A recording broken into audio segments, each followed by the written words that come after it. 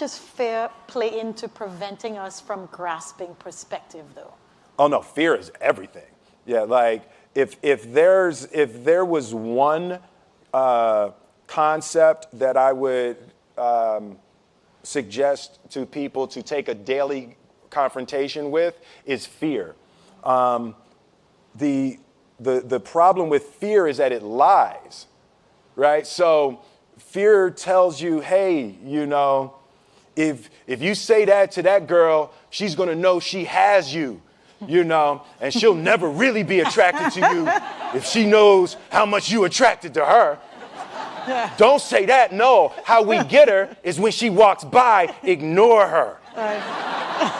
Right, so You know, it's like, pop it on your shoulder. fear tells you dumb shit like that, right? You know, so, you know, for me, the daily confrontation with fear has become a real practice for me since about three years ago. I went skydiving in Dubai, right? And skydiving is a really interesting confront with fear, right?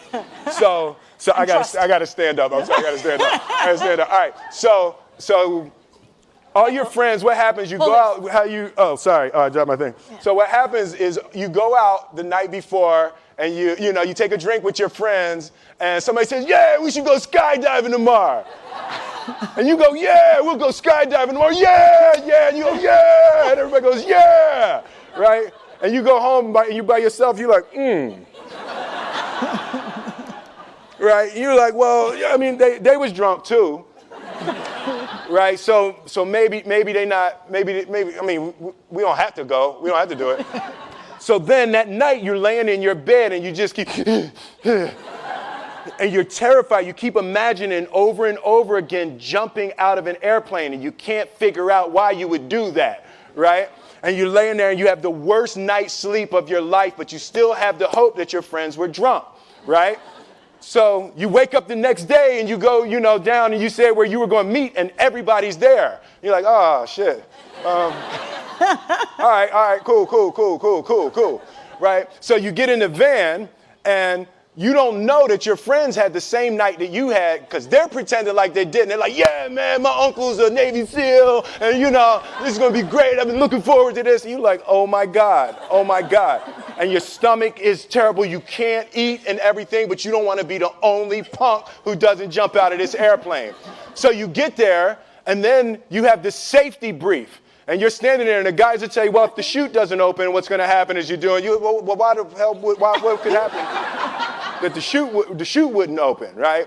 So you do a thing, and what you do is your first jump, you're attached to a guy who is going, he's going to walk you out. So you go, and you get there, and there's an airplane, and nobody's stopping. Everybody's still going. So you get onto the airplane, and you're sitting there, and it's extra because you're sitting on some dude's lap, some stranger. You're sitting on his lap, and it's like, you trying to make small talk. Yeah, man. So you be jumping with people all the time, huh? Right? So, and then you just want to make sure, you got kids, right? You got people you need to see, right?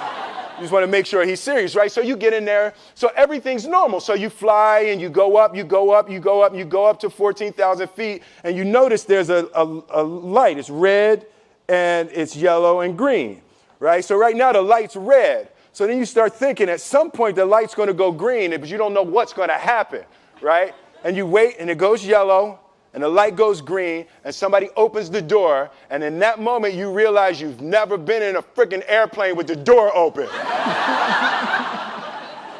Right? Terror. Oh, sorry, I'm spitting.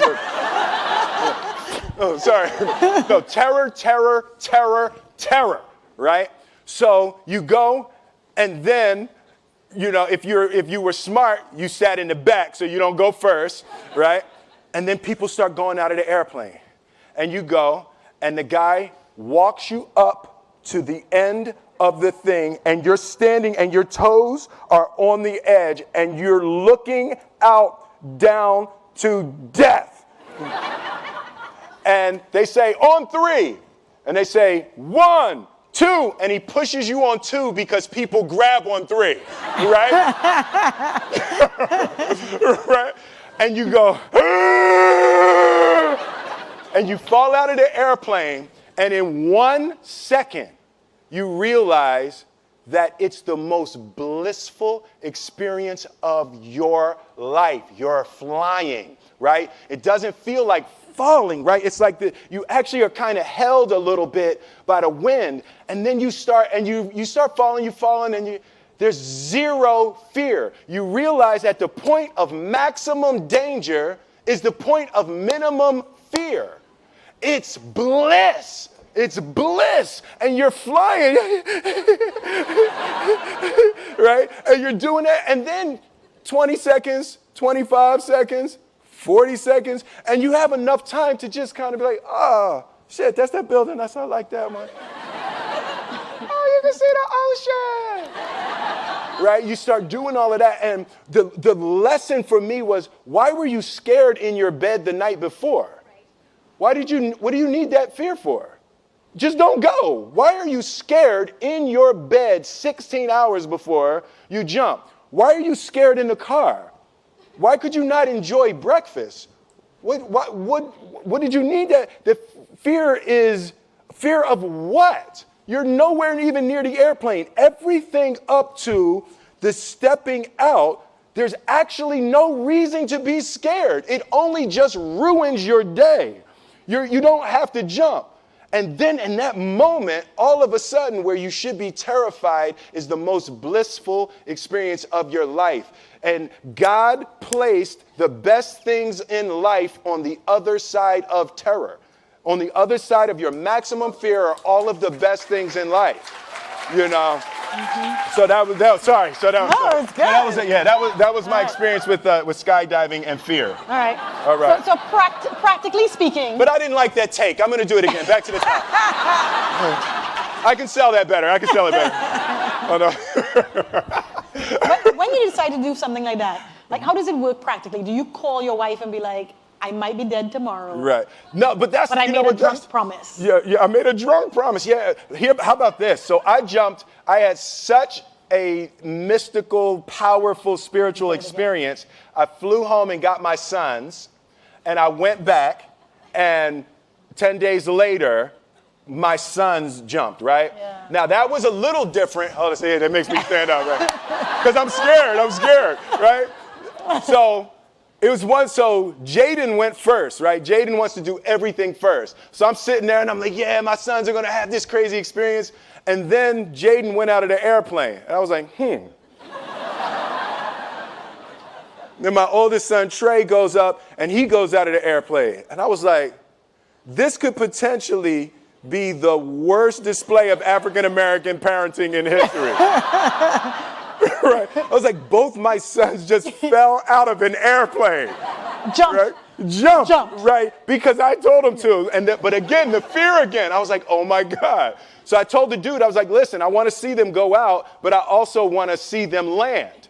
And he's like, no, it's cool. So this time we went out and we did the straight bullet, and I just went straight down past them.